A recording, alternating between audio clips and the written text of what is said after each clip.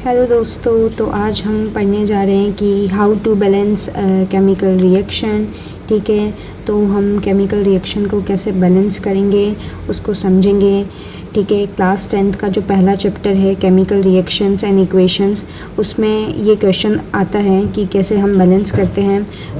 तो आप इसको ध्यान से समझेंगे। ठीक है, it is very important. So let's get started. So for example, सबसे पहले हमें केमिकल इक्वेशंस लिखनी आनी चाहिए। फॉर एग्ज़ाम्पल, अगर मैंने लिखा है कि मैं अगर मैंने लिखा है मैग्नीशियम का रिबन है प्लस, और उसको मैंने ऑक्सीजन में बर्न किया है, तो it gives magnesium oxide. Okay, तो मैग्नीशियम ऑक्साइड है। तो यहाँ पे आप देख सकते हो कि magnesium plus oxygen gives MgO which is solid.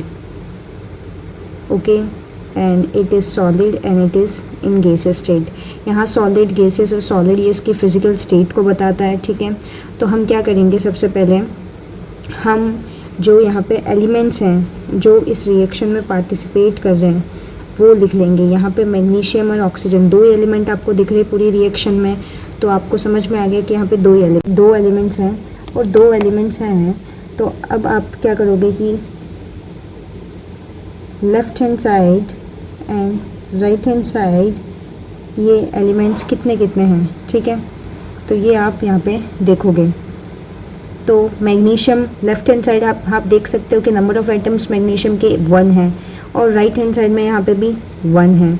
Oxygen के यहाँ पे जो ये 2 लिख रखा है ना बच्चों, ये 2 ऑक्सीजन के एटम्स है, यहाँ पे 1 है। तो अभी आपको ये रिएक्शन बैलेंस है या नहीं, ये कैसे चेक करेंगे। हमेशा ध्यान रखना कि जो नंबर ऑफ़ एटम्स हैं वो both must be same for a balanced chemical reaction.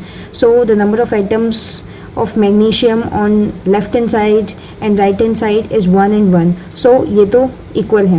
But if we see about oxygen, the number of atoms are 2 on left hand side, but it is 1 in right hand side, so it is not balanced। so इसको balance करने के लिए हम simply क्या करेंगे, magnesium oxide है यहाँ, इसके आगे 2 से इसको मल्टीप्लाई कर देंगे।